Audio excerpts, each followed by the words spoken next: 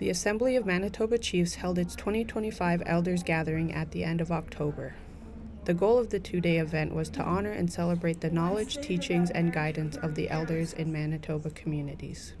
Organizer Hazel Merrick says she wanted to put this on to bring people together. The first time I saw an elders gathering was at another venue, and I said I want to have one for our elders too because we want to show them love as well.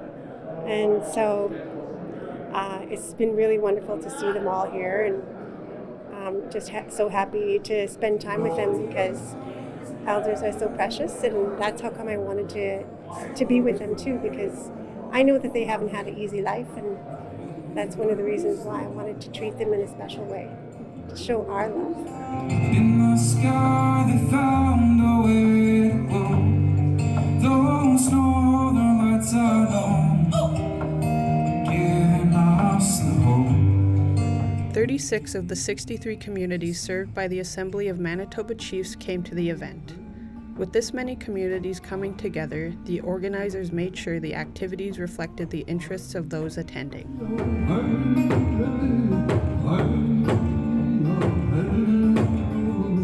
I didn't really take into consideration what each community would need, just what I thought that they would all enjoy, which is like jigging, bingo, and fiddle music, and funny jokes. Coco Stevens is a really great host, and I know that our elders really love to laugh. So I'm very grateful, and I was told when I started doing this, you know what, Coco? This drum, that drum will take you places. It'll look after you. Don't expect to get rich, but it will look after you and take you places if you can do it right. The event is an opportunity for elders across Manitoba to come together to strengthen relationships through shared stories and experiences. Because I don't know what I'm doing sometimes or why I'm doing it. All I know is that it has to be done. And the only way it can be done is when we begin to work together in a good way. Life will always give you a challenge, and how strong you are at that time, it depends on you and how strong you are. Your power is there. You have the power to make the changes. We have to work more together. I find we're all in our little separate silos trying to do the best we can, but we have to come together. I really believe that. Being around our elders, I just feel that they have got a lot of love to give more than anything, because maybe that's something that they missed out on. And I do see that they enjoy being here.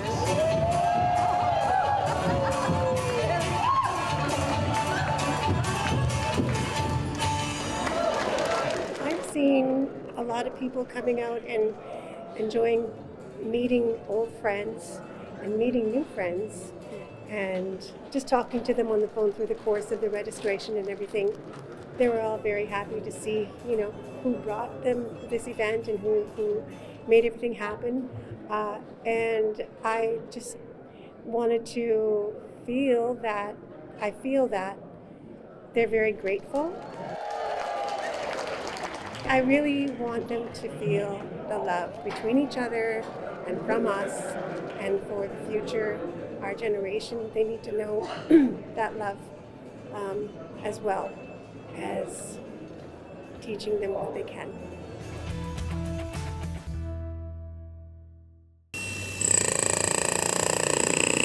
A new support system is being built in the north end of Winnipeg for those in the 2S LGBTQIA+ community experiencing houselessness. The Menage Bindage Wigamig is a project that we have been working on across in the sector for about 8-9 years now. We know that queer homelessness and people who are experiencing gender-based violence are that people experience it very differently to us. our two LGBTQIA plus relatives experience it very differently. Sunshine House is a neighborhood resource drop-in center. Its primary focus is on those who are experiencing homelessness, specifically those who are 2S LGBTQIA+, people who are engaged in substance use, and providing harm reduction services in a low-barrier way. In conjunction with other neighborhood organizations, including Two-Spirit Winnipeg and End Homelessness Winnipeg, this new building is meant to fill a gap that the community members have been seeing. One of the things that always came out of our community advisory circles was community knows and recognizes that it's very difficult for us to get anything, and so we had to really, they always wanted us to create whatever it was that we were creating, was to create a community and not just another service. And so in that and bringing that spirit into this project, we created what was first called the Queer Village, and which was a space for people who were experiencing gender-based violence to have access to an emergency shelter if needed, transitional housing spaces, and then some rent geared to income social housing spaces kind of built in so that it would be, you would have a lot of opportunity for organic community building. And so that was always the goal of that project. And so we had called it Queer Village for a long time, and then when we got to a certain point, we reached out to the elders and the knowledge keepers within the community who had also been working on this type of work for decades, and asked Cookham Gale if she could give us a name for this project, and she gifted the project the name Manitoba Assembly of Chiefs, which it's, from my understanding, it's a beautiful light being welcomed into the building.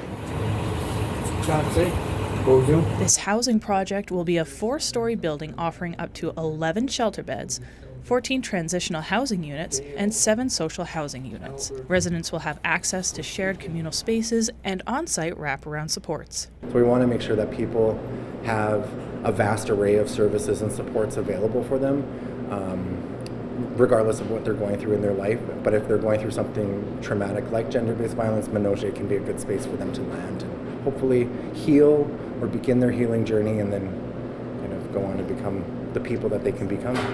What makes Manitoba Assembly stand out is that those with lived experience are at the forefront of decision-making to ensure a safe, inclusive, and culturally affirming home for people at any stage of their housing journey. And we would have loved a place like this. I think what sets this kind of project apart from other projects is the real insistence from both Two-Spirit people of Manitoba and Sunshine House to really ensure that peer voices and people with lived experience are driving the bus. I know here at Sunshine House and Two-Spirit people of Manitoba will have folks who will visit our spaces or visit us online and tell us what's going on in their home or in their community or in their First Nation and needing a place to go. And so having those experiences inform our project was really critical so that we would always make sure that we would have a welcome space for people to land. The idea is that this building should be sustainable and should be its own entity going forward. And so as part of that, we've always made sure that we have community voices present. And those are the people who have been really, really, their insights and their experiences have been extremely impactful for us, for Sunshine House, for Two-Spirit people Manitoba, for the architects, for the builders, the designers. Everyone has had engagement with our community advisory circle. Funding for the building is coming from the Canada Mortgage and Housing Corporation, the National Indigenous Collaborative Housing Incorporation, and the Government of Manitoba. It's probably the coolest project I've ever been involved in. It's been a real learning experience for all of us, and it's just been, I think what makes this project really, really cool is just the intergenerational aspect of it, and really having all of the support of a lot of elders and knowledge keepers within the Two-Spirit people, the Two-Spirit community, provide expertise and share stories and really pass on some of the things that they had wished for when they were coming into the city. And that kind of stuff is really great, but then it has also allowed connections to be built for young people to build relationship with these folks in these circles. It's such a cool project, and I'm so happy that we you know, we were kind of gifted the trust from the community to embark on this, and it's been really great. The project is expected to wrap by the end of 2026. In the heart of downtown Winnipeg is Spirit Horse Initiative, a grassroots organization dedicated to community well-being. Where we have a lot of justice involvement, involved youth that come through these doors. So we're providing a healthy, safe place where they can learn dedication for themselves. Weekly we have a boxing program.